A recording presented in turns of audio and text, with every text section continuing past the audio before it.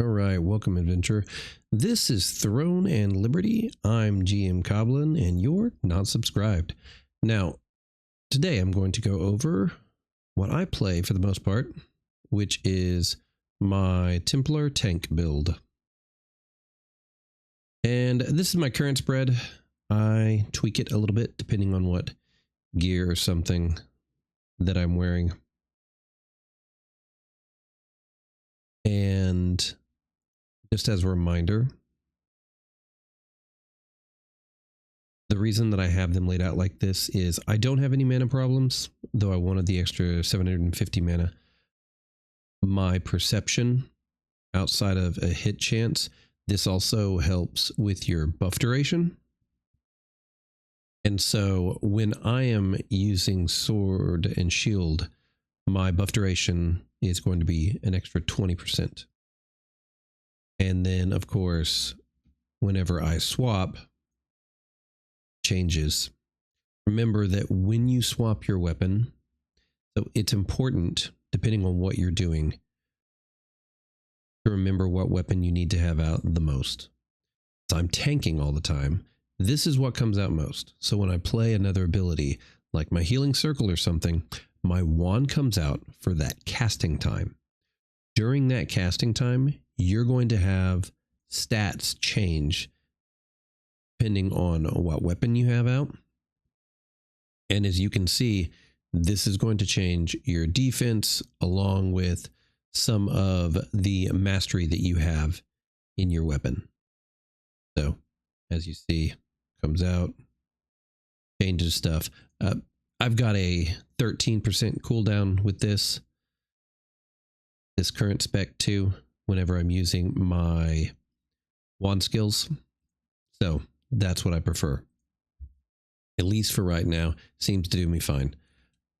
Now, as you can tell, I am sword and wand. I'm the real tank, and then I can heal myself. My skills, I have played around with a lot of stuff just to try and get me the most healing factor, and some of them you could probably change depending on what you need. And I do change out some stuff. Like I will change out things like Cursed Nightmare every once in a while for an extra stun so that I can sleep somebody. First time we were going through Carnex's dungeon, that's what I would do. So I had that, and then I have Strategic Rush.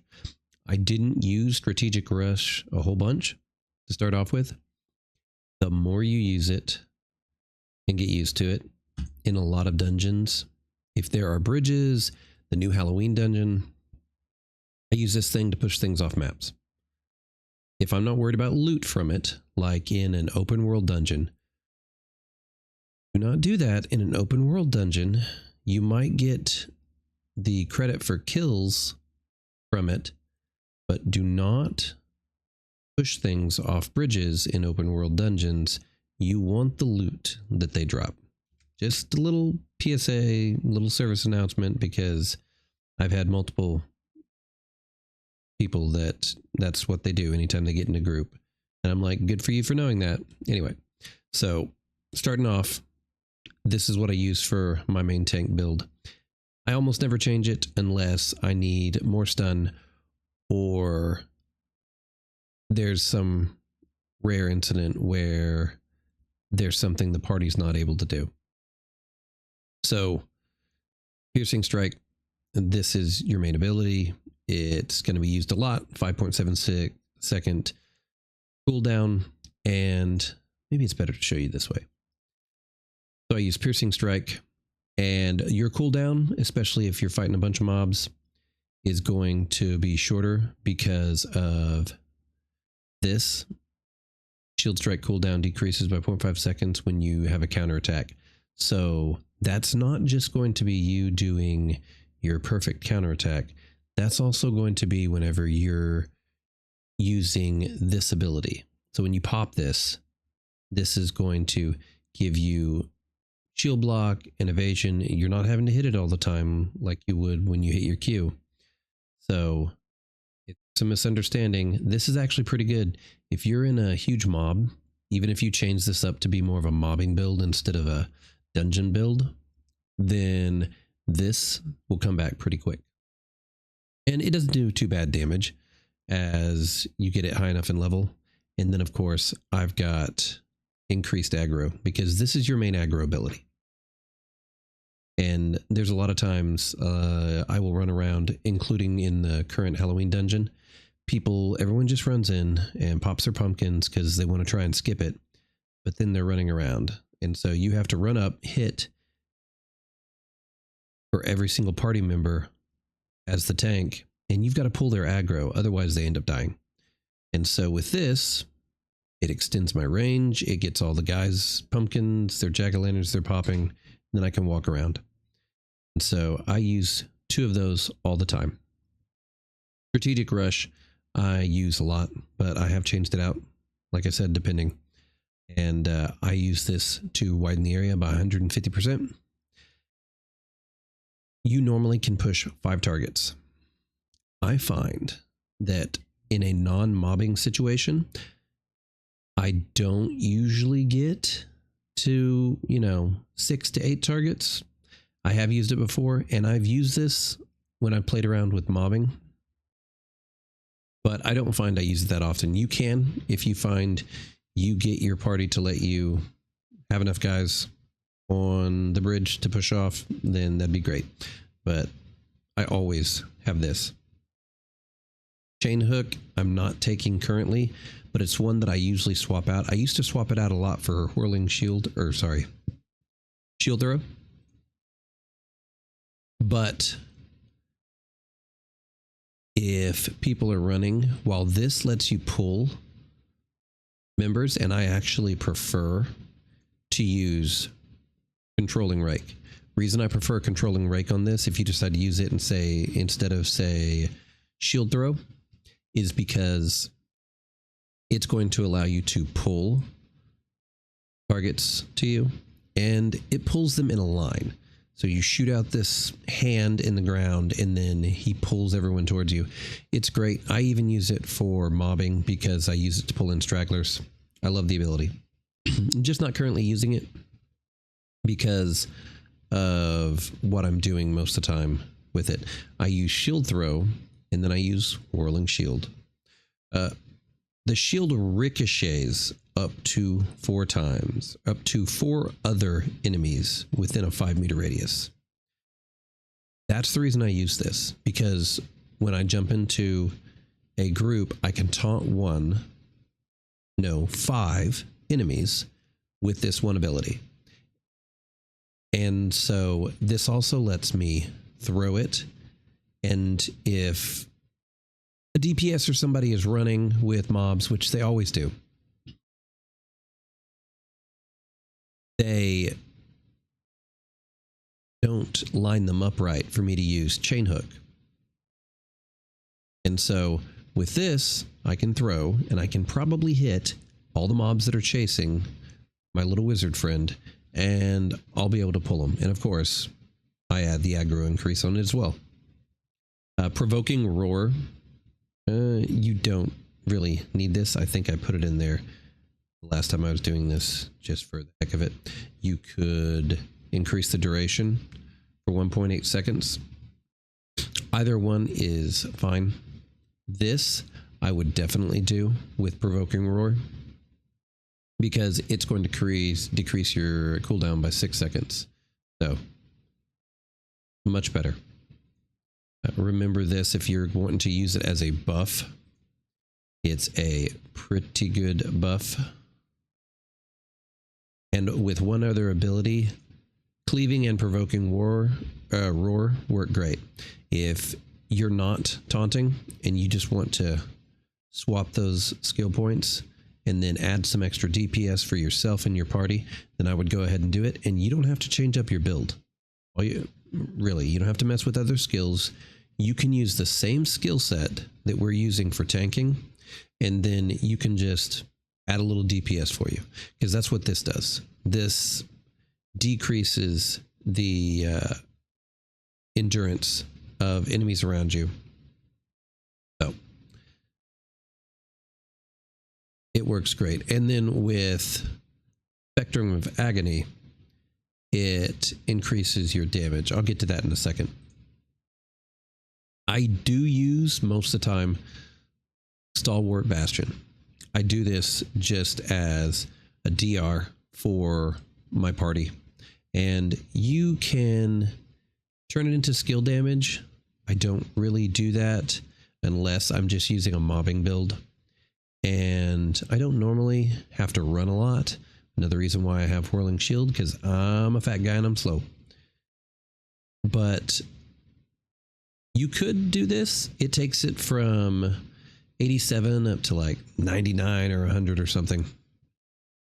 Whenever you're at your first epic level, 11. And that's fine. I do this because I normally have so much defense that I end up healing the party, and I have been the tank and the healer on multiple occasions. So that's the reason that I have a little bit of party assistance. I do this in there. This I haven't noticed a whole lot because you do not deal damage with sword and shield. And so with this build, I can hold aggro and I can live through just about anything. There's lots of things that I will live through that will completely wipe the rest of the party.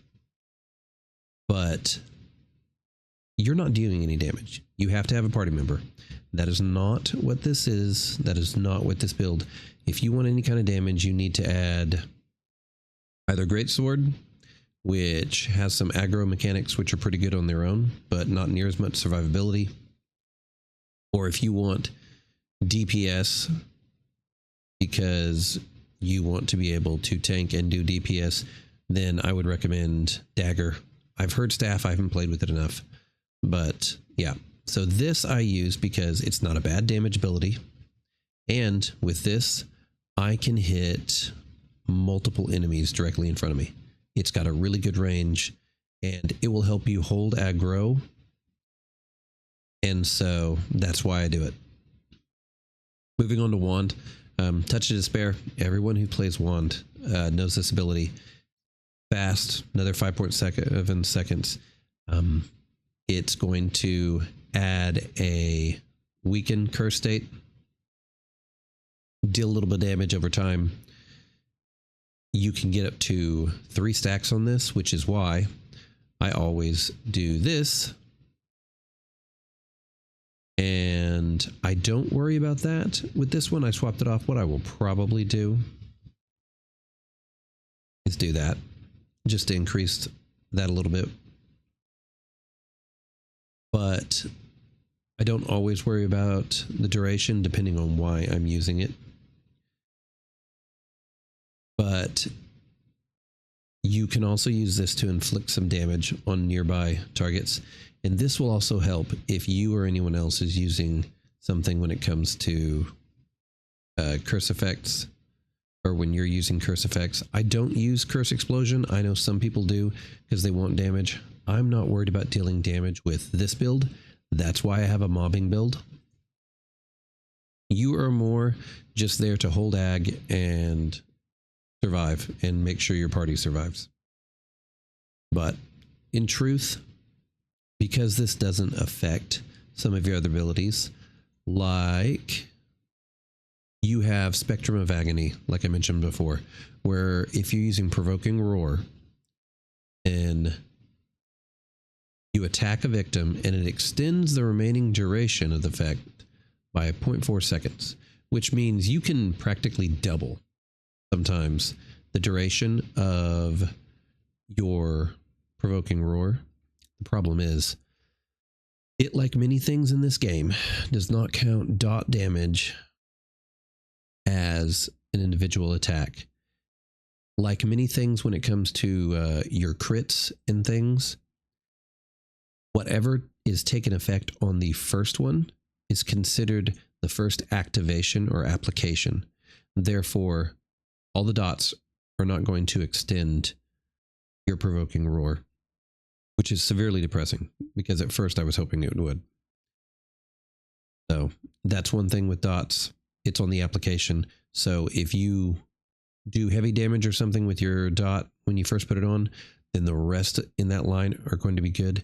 You're not going to have a random dot after you've applied it, after your application, just randomly hit a crit. It's everything like that when it comes to heavy crit and when it comes to associating with your skills is all on application. So the use of the skill. Now that does take into effect if you have a skill that has multiple uses. Like Whirling Shield, you can get a 35% chance if you use it 2 times. If you have a skill and you can use it twice, then that will count as 2 separate applications because basically you hit the button twice, but that and your dots will not. So I don't worry about doing Curse Explosion or anything with damage. If I don't have to worry about tanking or anything, then I'll usually switch to my mobbing build or I'll change some stuff up. Swift Healing, I use Swift Healing all the time. I know some people don't want to use the consecutive use, but I do. It is my oh crap button. It is going to heal me. It's going to heal anybody else in the party. And I a lot of times will do this because I find myself spot healing people in the party to keep them alive. Unless I have a really good healer. And then you can swap one of these out. If you're not spot healing a lot, then you might not even need this ability. And you could start swapping in more of a damage package using your Corrupted Magic Circle and Curse Explosion. Truthfully, if you're going to do 1 extra in your curse line, then I would just pull in Curse Explosion because it's going to pull in damage in most of your dungeons.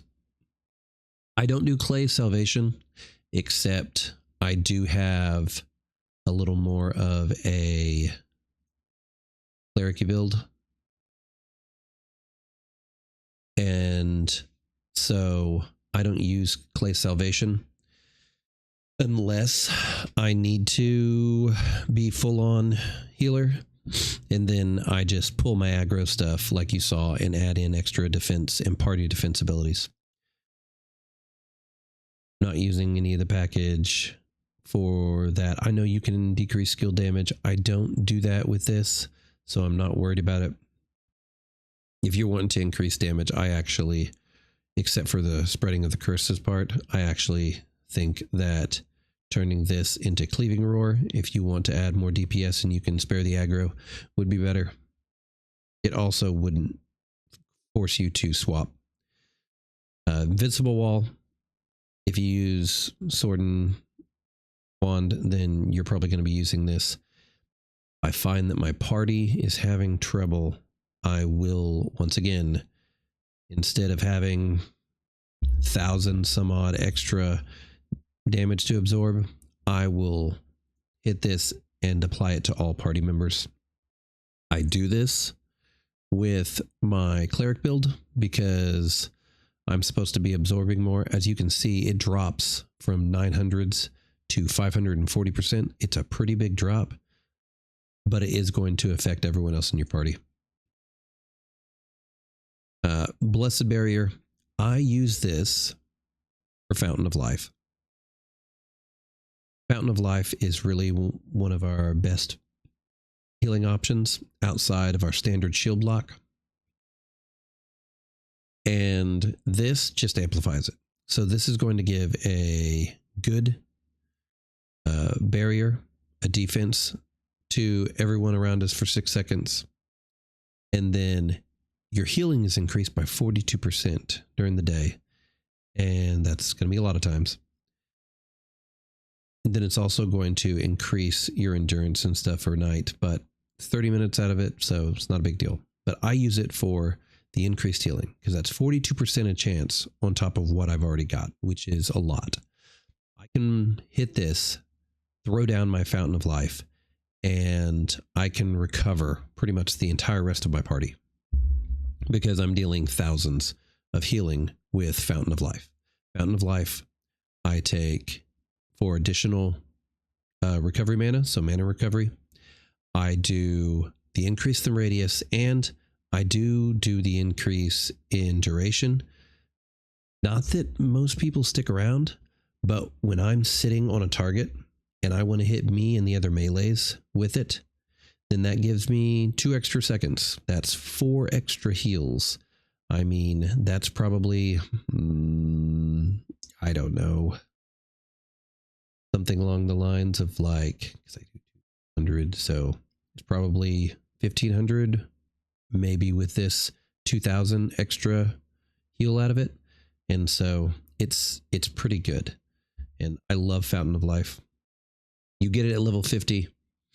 So it's a fantastic ability. And of course, it's one, like all your 50 abilities, it starts off at an epic level. So it's great. When it comes to the passives, I use Noble Revival, which gives you an extra 2.6% per 1,000 mana. When it comes to your healing skills, that's all of your healing skills. I have just under 8,000 mana, which I have absolutely no mana problems with this build. And then of course your shield, but back to passives. So I could possibly remove this, but still that's almost an extra 20% in your heals. So it stacks. You're doing a lot of healing. You're getting healing from your shield, rarely from your Amatoy, because I almost never go down to like percent whatever I have it set for. But these abilities are going to increase your healing. Granting health recovery and regen to allies via active skills increase your mana regen and healing by 7% per stack by 3. So if you have 3 people, whenever you pop your Fountain of Life, then you're going to get started with it. And it's really good. Or per 3 seconds for 5 stacks. So I use Selfless Soul, and it helps to keep my mana topped off. I also use Saint's Oath for healing. Taking skill damage has a 20% chance to increase my healing and receiving and all my healing effects by 13%. And it stacks up to 5 times. So I can increase all healing up to 65 extra percent if I'm in the middle of a mob. So it's great. I pull everyone on me. Everyone starts hitting me. I can lay down these 2 abilities and all these are active at that point. And so I'm healing myself for massive amounts of damage with just Fountain of Life and no problems. Aegis Shield, you're always going to use this if you're using Sword and Shield. Damage reduction for everything by every 1% of your shield block chance. And so you raise this, it increases your shield block chance. Mine's up to 29.5 right now. Plus, I've got my armor and, well, I've got my Sword and Shield. So it works fantastically. And so for the duration of this especially, it vastly increases your damage reduction, which I will be getting armor sets that do damage reduction as well, because I'm a tank. Impenetrable increases your defense for the number of targets within 7 meters. If you know you're only going to be fighting one target, maybe it's not that big of a deal, but I like it for whenever we're going out, you're going through a dungeon. If you have just one boss, maybe you want to do a quick swap for something. But still, it's going to at least increase your defenses by an extra 179. So it's not too bad. Garrett's Patience, increase your CC resistance. So I took this off for a while and I played around with some other stuff. And I found going through dungeons that I was much more likely, even after blocking, to get a CC hit on me. And so I was getting stunned more. And I was confused at first. And so I put this back on.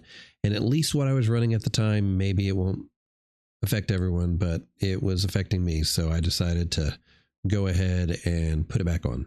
Because 3 seconds upon evading an attack, shield blocking, or blocking with a defense skill with a defense skill.